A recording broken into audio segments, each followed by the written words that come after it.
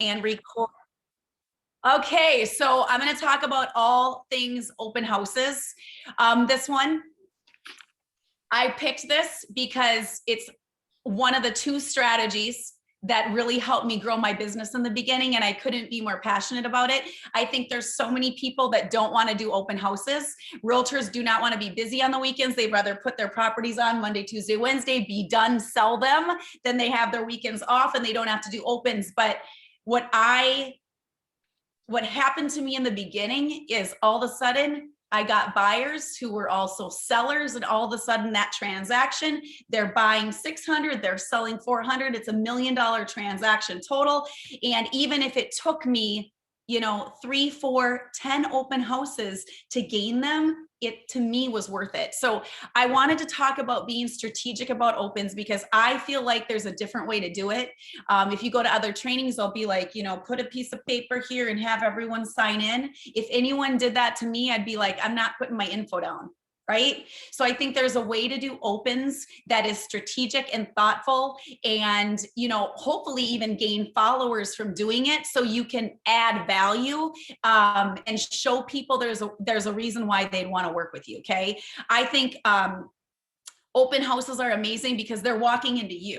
You're not saying, hey, do you want to buy, sell, or invest in real estate? They're walking into you. So first of all, what I want to say on my opens is anyone can always, if you want, Erica, you're going to tag along on a few. And I think that you should. And I think you should stop by for 5 or 10 minutes. But this is what I believe. We used to do them together.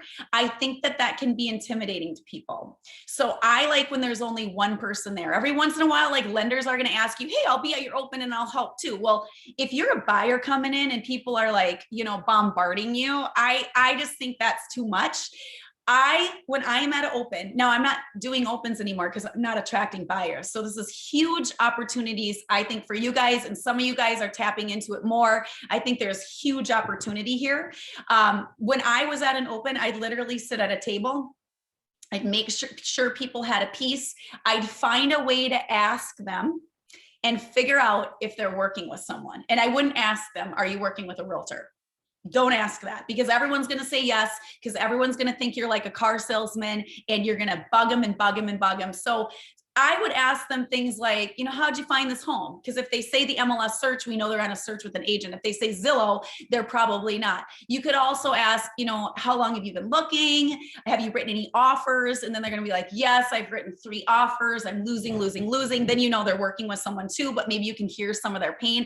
But I think it's strategic to kind of ask a couple questions kindly, not like down their throat or anything, right? And just maybe as they're casually looking around to try to figure out if they're represented or not.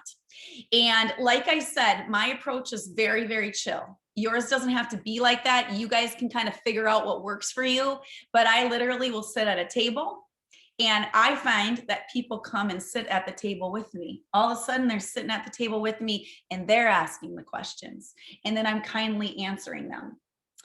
Because here's the thing. We now have a lot of power being a team of 10. The West Metro, we know about a lot of coming soon properties, guys. We have a lot of value. We are winning offers for clients, for buyers, and multiple offers. We just did it over the weekend. Marie did it, in huge multiples on Shelby's. So we have a lot of knowledge that these people want. So all of a sudden you're sitting down with somebody. And by the way, I always say this in listing presentations. Only do statistics say 2% of the time do open houses actually sell homes. It's not why we're doing them. I will tell my listings, listen, 2% of the time, statistics say they only sell homes. However, I'm willing to do all the things to sell your home, so I'm going to do them with your permission. I'm going to do all the things working together, right? So I prep my sellers, but we still try. But here's the biggest secret, guys. We are doing this to get buyers. We are doing this for lead generation. So you guys all have to decide how you want to lead gen and how much money you want to make and how many transactions you want to do. This is an amazing opportunity for lead gen. Otherwise, get on the phone, find a way, buy, sell, or invest in real estate, buy Zillow leads. There's a million ways, but this to me, you have people coming into you. We all have value. We need to be talking as a team about coming soon properties. Everyone is watching our social media. I have people right now on the team that want to see my one, Sarah, you were just in it on 62nd. I've been promoting that, those go into multiples quickly. So remember, when you're in opens, you want to try to give people an idea that you do have value. In fact, you know, you could say, okay, they're going to complain, this one's not the right one, doesn't have 4 bedrooms up. Okay, so you need 4 bedrooms. Are you only looking in Wayzata schools? Okay, you're only looking in Wayzata schools. We have a couple coming on. I know Taya has one coming on. Kelly has one coming on. I think they might be a little higher in price point. But, you know, feel free, you know, you can follow me on social media. I say this, almost all of our listings, we promote 7 to 10 days on social media, not all of them. The reason why I say that is because I want to add value to someone. I want somebody to work with me and know I'm digging things up. I don't put everything on there.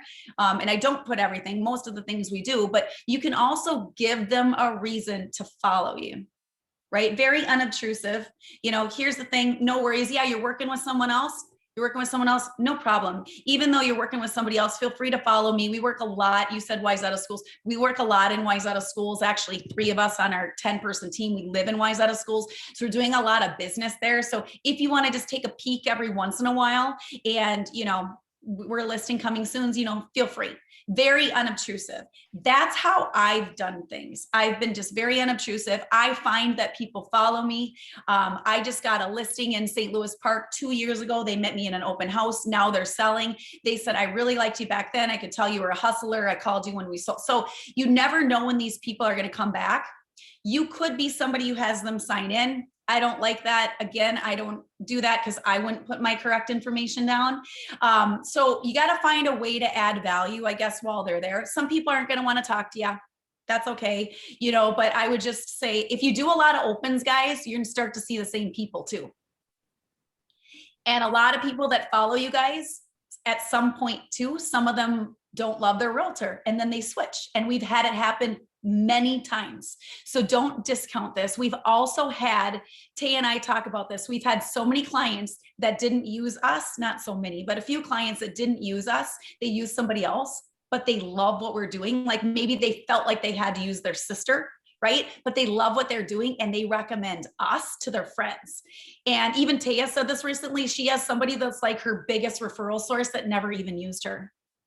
So just remember, this is a way to be different. I also want to point out that all you guys on the team are different. There's a reason why we all work together. You guys all have different cool personalities. And that's what I love about all of you. And I truly mean that. I mean, I've handpicked all of you. You guys have come for a reason, right? The average realtor at an open is kind of obtrusive, maybe annoying, maybe, you know what I mean? Like we're a little different, right? We're coming, you know, I don't know, we might look a little different. We might act a little different. We're coming from value, be you. And if you are at more open houses like that, people getting to know you, you'll stand out. All of a sudden you'll be meeting more people will be like, she's really down to earth. He's really down to earth, really knows what he's talking about, approachable, you know, I'm going to follow him kind of thing. So I just encourage you guys, you're all different. You all have really cool personalities. Let people get to know you on social, obviously too, but that's why in open houses, you guys can be very, very effective because of who you are. I kind of said this before. I think it's the best kept secret. A lot of people don't want to do opens, guys. They don't want to do them. We do. There's so many reasons to do them. And all the people that don't want to do them, they'll say they don't work. Open houses don't sell homes. I didn't meet any buyers. Great. No problem. No problem. By the way, if you ever want someone to host your open houses, let me know. And that's another strategy too. With our group, obviously there's a lot of sharing that we can do, but if you guys ever meet somebody, Austin, you're in a different market and you're friending up and you're talking to people out there, and that's strategic and amazing. Now, there's supposed to be, if you ever do an open house for someone else, they're supposed to be at your brokerage. Gray area. So you could probably do one for somebody else. Could someone report you? Could you get fined? Probably. I don't know. Has anyone ever been fined? Probably not. I don't know. But anyways, I'm just saying, you know, as EXP agents, you know, join too, tons are, you know, you guys could be collaborating. You could go on the world. You could be asking people. There's so many agents that do not want to do opens. You could find somebody and be their go-to agent. They don't want to do them. They're adding value to their listing. So also think about people in your market. If, you know, if you want to do more in a certain area, team up with somebody else, get friendly with somebody else, even if they're at a different brokerage. Okay. Okay, so let's talk about, Sarah, I'm putting you on the spot because over the weekend we had some good, really good success stories with opens. Sarah had got 3 buyers from 1 in Plymouth, right? Yep. So what I loved about what you did is you set 2 of them up on MLS searches. So here's the thing. You're talking to somebody, they're not finding what they want. Hey, no pressure. No pressure. Okay, what are you looking for? Okay, Maple Grove or Wayzata Schools. You're up to 550. Okay, are you pre-approved? Okay, you're working with the lender. Okay, make sure you're working with a good lender. Okay, cool. Well, you know, no pressure or anything, but I'm happy to set you up in a search. You know, you can look at Zillow, you can do all the other, I encourage you to still look at those, but those are populated from the MLS and they're not always accurate.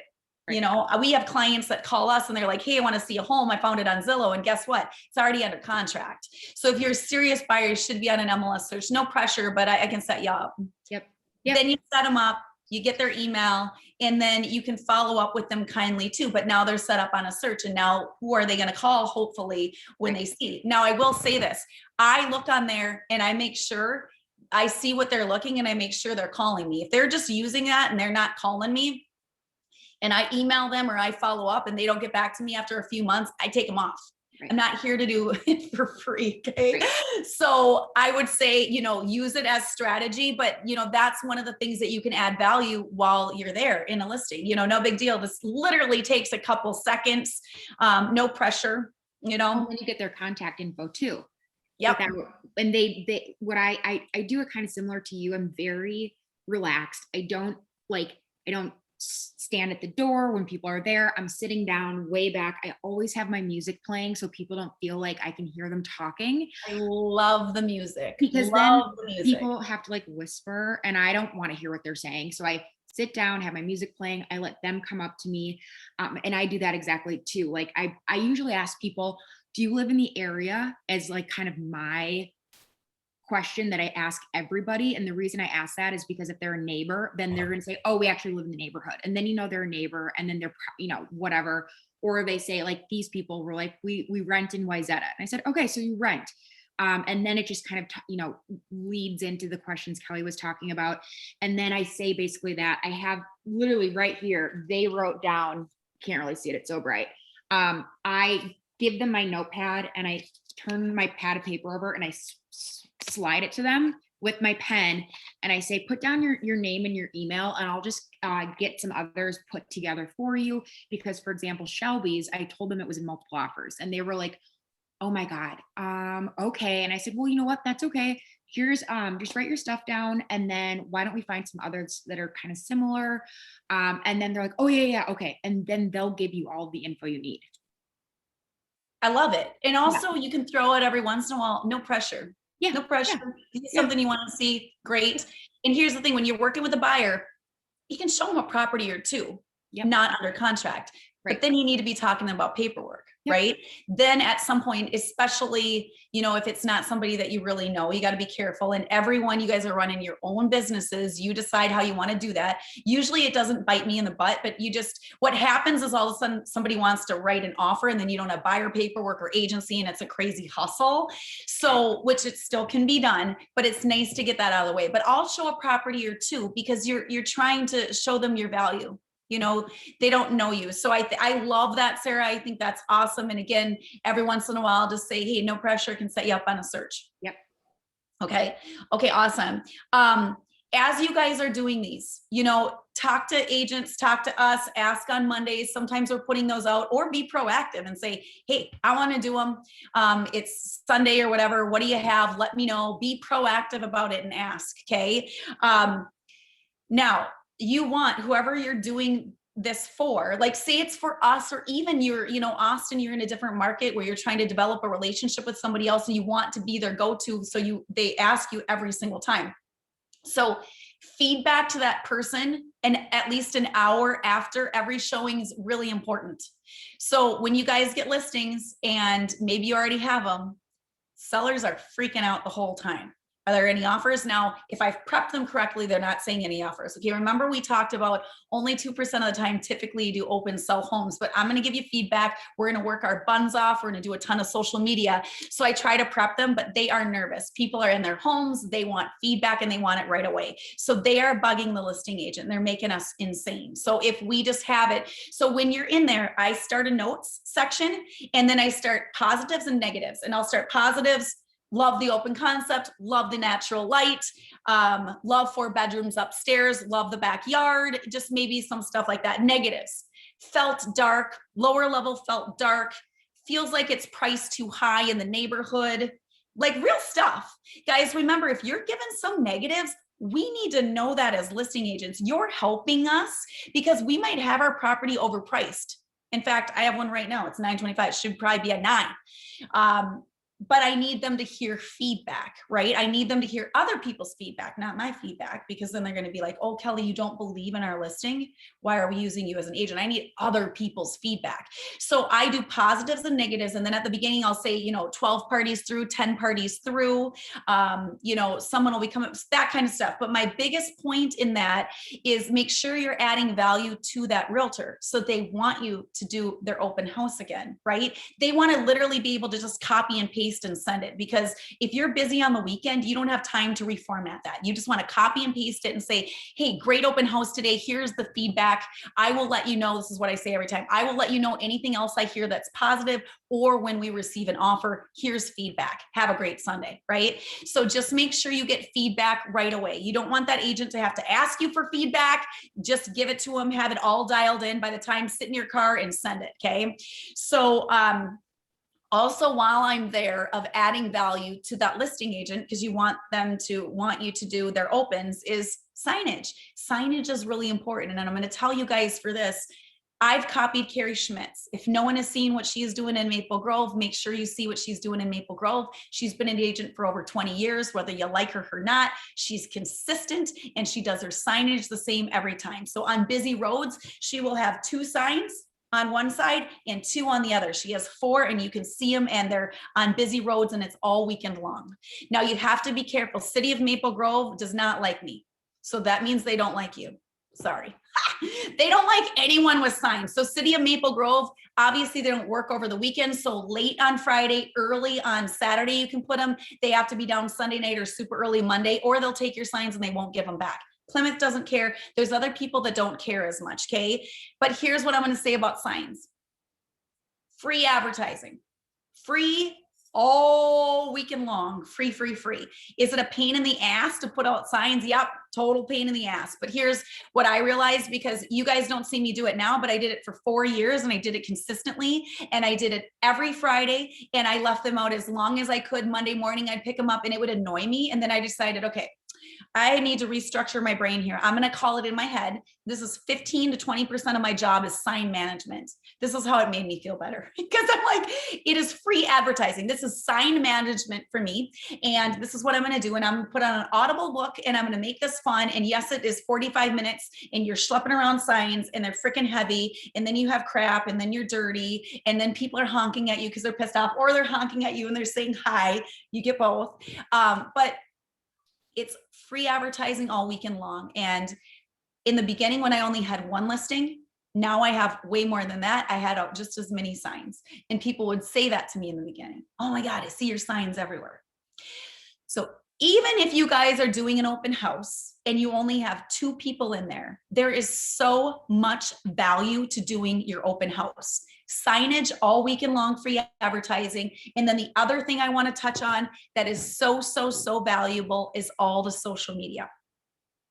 Even if you have an open house and no one comes through, which doesn't really happen, but it could be a light open house. Not only are you able to sit there and work, but the social media that you generate from that open house is likely even more valuable than that open house, because you're going to get followers, and more people are going to see you on there, and they're going to watch you, and they're going to learn, and they're going to see what you do, and they're going to be like, holy cow, she really does different stuff for her listings. When they go to sell, they're going to think of you, right? So your social media is so important for opens. And I'd encourage you guys, even if you're not hosting them, Erica was talking to you about this, even if you're not hosting them, go pop by them for 5 minutes, 10 minutes, own it. Hey, I'm at whatever, I'm at, this Wild Meadows listing today. It's on the market for 1.2 million. It just hit the market. Open house both Saturday and Sunday, 1 to 3. You're not saying you're there. It's open house Saturday, Sunday, 1 to 3. I'll give you a sneak peek coming up next. Then you give them a sneak peek and you go in there and you own it. And this is it as a team. We can do that with our listings. In the beginning, I didn't have that. I had to go to model homes. I had to beg people, can I please, show some of your, right now, you guys have all these homes, and a lot of people, honestly, you guys aren't doing it, and you don't have to, but you could own these properties like they're your own. I had 2 photo shoots today. Sarah, you were actually at both of them. You show up at the photo shoots. If you want, you say, hey, coming soon. And then I do too. I do coming soon video. And then I say this just listed. So now I have it done. And on the just listed on Friday, I can post that. But all of a sudden you follow that home from, coming soon to just listed, to open houses, to, multiple offers, under contract, sold. Now you've owned it from the beginning. It was never even your listing, and people are going to think you have way more listings than you do. I hate the saying, I don't like fake it till you make it, but hustle till you make it. Insert yourself in some of these homes and do it. So back to my original point, when you do opens, whether it's you doing a video, doing video tours, like that is so valuable. Sitting there doing another video, like you could be sitting at a home, no one's there, and you're like, hey, I want to talk about whatever you want to talk about that day. Let's talk about staging. This home was staged. This cost about $3,000. I want to show you what that looks like. We know every single time our sellers not only make that, they make well more when they stage their home. Here are my 3 tips. This is what I'd say. Okay, so you have time. You could sit and do a video. There are things that you can do there, at that home. And then it's not at your home, it's somewhere else. You go outside, whatever it is. There's so much content that is so valuable from doing opens. Okay. So I would just really encourage you, even if you have a crappy open, no one's there, you have signage and you have social media, and they're huge. KK. I want to say another win over the weekend. So we had a bunch of opens. Marie was in the Plymouth listing of Shelby's. That was multiple offers. I don't even know how many she got. Marie picked up a buyer. They wanted to write. She wrote, I think it was 20 grand over. I don't know if they waived inspection. I don't know what the magic was, but Marie asked Shelby, hey, listen, these guys want to win. So if there's any tweaking that we need to do, could you kindly let me know? I mean, I would say that to everyone that you guys are writing offers for, right? Shelby got back to her and said, hey, listen, your top 3, if you wrote an appraisal clause on here, they said they'd accept it. Wrote an appraisal clause, she won. So now all of a sudden that won't happen. It will happen. It will happen, guys. If you do enough opens, it doesn't happen all the time, but that's the kind of now, I did the math. That's 10 grand. It was 10 grand in commission. It was a 300. I think it was on for 315. She wrote it for 350. 2.7% of that is just under 10 grand. So there's so many ways to make open houses work. So I just wanted to say that too. When you do opens, you guys, when you get good at them, you're going to start to work with a lot of buyers. You need to be ready for the buyers. You need to be able to drop everything. You guys know how it is in this market. The people who are dropping everything, getting in there quicker, are the ones that are winning. So just make sure when you really decide to do opens that you're ready for buyers, right? You don't know when that's going to happen. Okay, so the last thing I want to say about opens, and then we'll open it up for some questions here if you guys have them. Our team strategy. So our team strategies with listings, as we list homes on a Friday, no showings, not always. Many of our homes, no showings on Fridays. Showings begin on Saturday, double open houses Saturday and Sunday. Why do I do that? 2 reasons. Helps me get into multiples. I'm trying to net my clients the most amount of money. If I sell on Friday and I get an offer, I don't have the opportunity to get it to Sunday, right? Because people want to know, you typically need to get back to them within 24 hours. There's different circumstances, but that's why I do it. Okay. So I want to get them in multiples. Number 2, and huge reason, it's your lead gen. I am protecting our open houses. Okay. So a lot of times if you're doing them 11 to 2, 12 to 2, you know, that earlier time frame, and I'm asking, I wouldn't do a lot 3 to 5, because a lot of times I'm calling for best and finals at 5 o'clock on Sunday.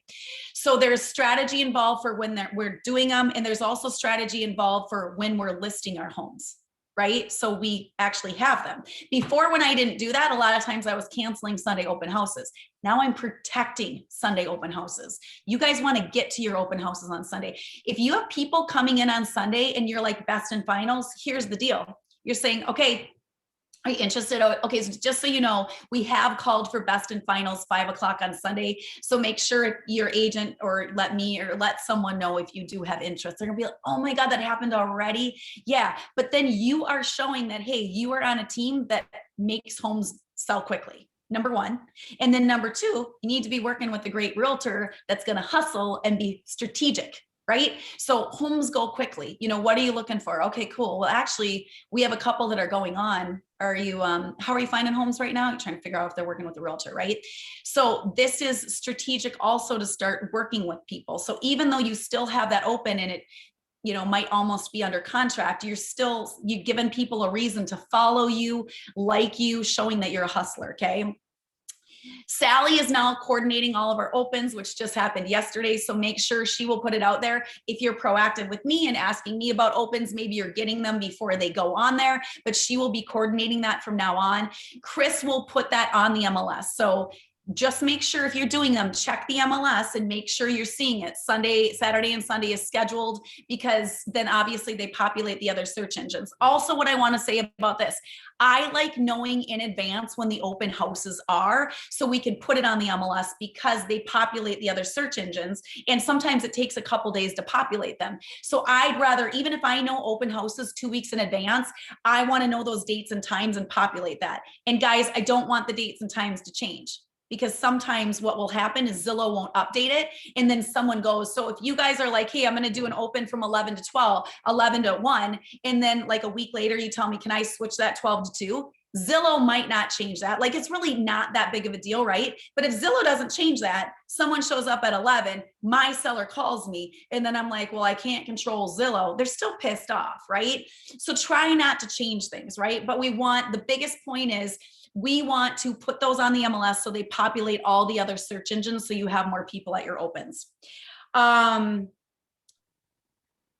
That's really it. So any questions? So I just, to wrap that up, I think open houses are absolutely strategic and smart. It's how I mistakenly grew my business. I didn't know it would happen that way, but if you get good and you do enough of them and you do them consistently, one thing I want to say is, I did them religiously for a weekend. I did them back to back, and I did 2 every day. So I would do 11 to 2, 2 to 4, or I'd have an hour gap.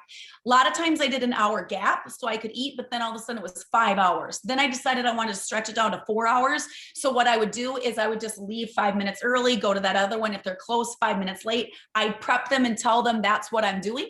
You know, we do a lot of open houses. That's how it is. Sometimes there's people there, they get a little annoyed, but you're like, hey, I'm bopping from open house to open house.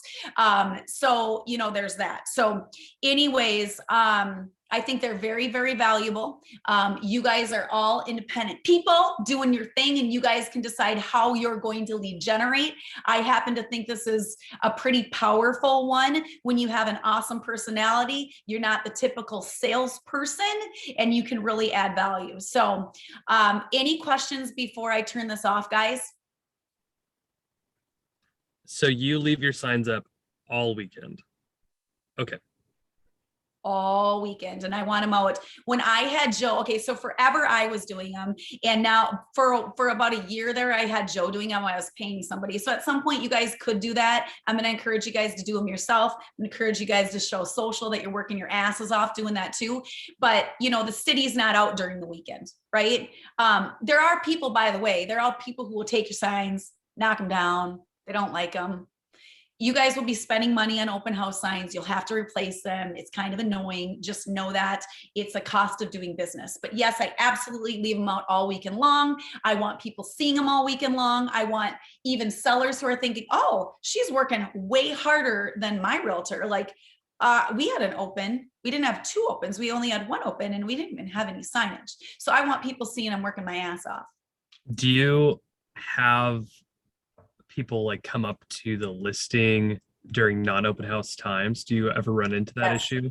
And that's why you need to make sure on your home you have a rider. Okay, you have a rider. I also, in an email that is prepped with Chris that all your sellers should be getting, read these. My emails, guys, have changed so much over time. And I know you were sent all of them recently, and I'm sure you didn't read through them all, but I'm telling you, they're very strategic of how I've written things. There is something on there that says open house signs will be left open all weekend long. Make sure your doors are locked. Even though there will be a rider outside that says it's from 12 to 2, somebody might come to your door at 3 o'clock. So this has happened, guys, multiple times to my clients where somebody has walked in their home, literally. So I prep them and say, hey, that can happen. You're on the market. Make sure you keep that door locked. If anyone asks to see your home too, because here's the thing. Sometimes people are like, oh, no problem. Come on in. No. So you also prep your seller. No. Like if anyone calls and wants to see, make sure you direct them to me. Don't show them your home. Okay. So make sure there's a rider. So this is the other thing too. When you are owning and you're doing somebody else's listing, make sure you have a rider on the property. Make sure you're providing great feedback, and make sure your open house signs are out there. For riders, I have a ton of them. Take them. You know, everyone should really be doing their own, but I have so many and I'm not using them. Take them. I can order more. They're the aqua blue. So whatever you need, let me know. It takes a couple weeks to do a turnaround. But if you find yourself doing the same ones, if you're teaming up with somebody, and I encourage you to do this, if you're doing open houses on the weekend, do one somewhere, do one in Plymouth and one in Maple Grove. So then you have different social content. Right, to have different social content, and you can show both on there, but then make sure that rider, connect with the other person and say, I'll put the rider on there so you know it's on there, okay? And Cal, How would you we handle keep signage? How would you handle signage if you're splitting them? Just ask So, who's like- gonna do it. Who's the open signs? Yeah, because like Gina and I are splitting St. Louis Park. Yeah, so I would connect on that, and I would either say, you know, you could split it half and half, or someone just takes it. Someone just takes it. Or, I mean, you guys could decide you want to do both of them both days for that reason. I still think you're getting benefits out of it with social media content. So I would encourage, you know, if someone's doing it, maybe one person does it that time, the next person does it next time. Okay. But I would just partner, and whoever is doing that, make sure somebody puts up a rider. And Cal, I always leave my signs up, but not the one that's right in front of the house. I take that one down so that it's there, my signs are up, but then I only put it up when there's actually an open. And I either like stick it behind the garage, or I just put it back in my car usually, unless 100%. So when I'm delivering signs on Friday, I'll put one in front of the house by the open sign, but I'll lay it down. And then when I'm there on Saturday, I put it up. When I'm gone on Saturday, I put it down. When I'm back on Sunday, I put it up. And when I leave on Sunday, then I take it. So I put one at the house every time. And I think it's smart that it's down. But again, there's that rider up that says the times. Absolutely. Anything else? Gina, I thought you were going to ask something earlier. Sarah kind of covered it a little bit. But I'd love to dig in a little bit more about like what kind of music do you play? Because that obviously is creating a vibe, and there was good energy there. And picking up 3 buyers and 1 open is just amazing. So I wanted just to know. We covered a little bit of the questions that you're asking, and kind of the low key approach of just providing value and not asking them too much and becoming salesy. But what do you feel like, outside of just having years and years of experience, are the keys that help you capture those buyers? I think to Kelly's point, it is totally dependent on the person. Like there definitely is going to be a handful of people that come in there and just don't want to talk to you, and then it's like, okay, whatever, that's fine. But what I do is I decide where in the house I'm going to sit. It's always a place where I can see the front door. So like I can see when people are coming, and they can kind of see me when they walk in, because I don't want people to walk in and be like, hello, where is there anyone here? So it's always a place where like I can see the front door and they can see me when they come in. And I'll get up, I'll give them a brochure about the home and just introduce myself and say, my name is Sarah. Welcome. If you have any questions, let me know. I'm here to help. And then they usually say, okay. And then I go and sit down, and I just kind of like let them do their thing, let them show themselves the home. And typically I sit in the kitchen, because that's usually where people kind of come back to. And music, it usually depends. I mean, I don't want to play anything that like people are offended by, or like, I usually play like classic rock. Like it's usually like Tom Petty, like the Eagles. Sometimes I'll put on Coldplay, like something that everybody knows and has like a good beat.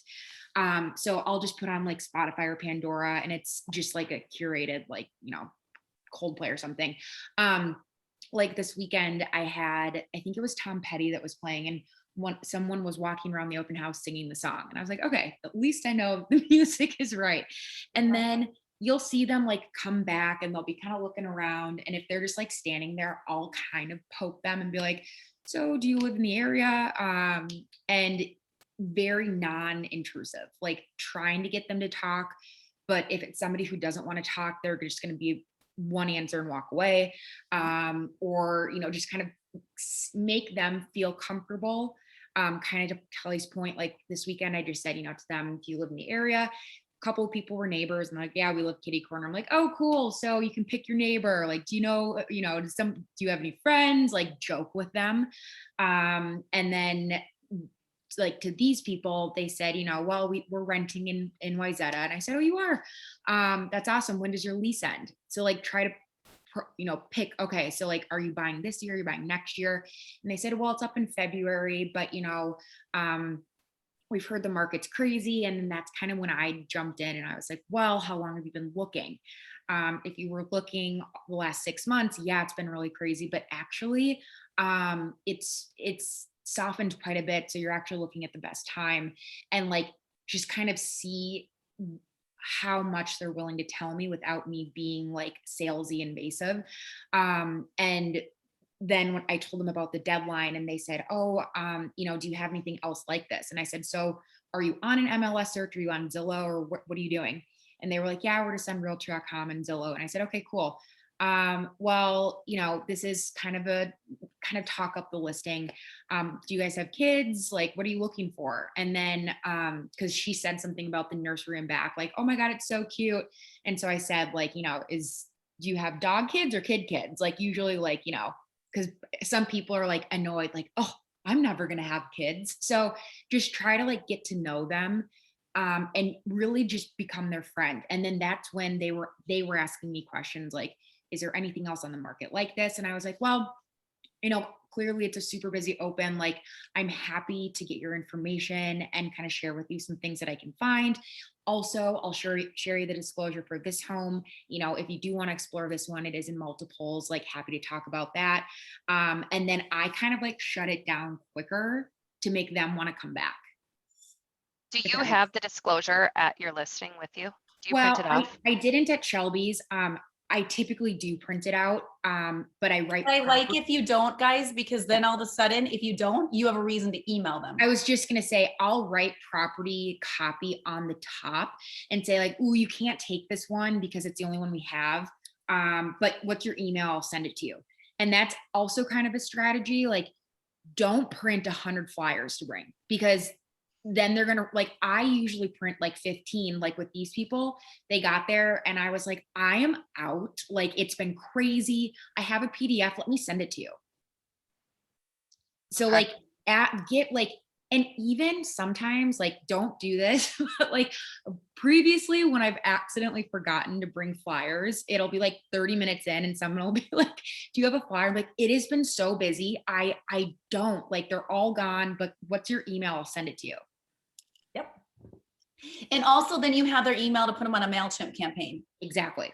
And that our MailChimp campaigns, we're trying to be like, here are the trends. We're trying not to be obtrusive, right? Yep. A couple points I wanted to say back. What I really liked about what you said, Sarah, is when somebody comes in, you're giving them a brochure, maybe you're standing up and then you're sitting back down and you're saying, if you have any questions or I can be helpful, I'm Kelly, let me know.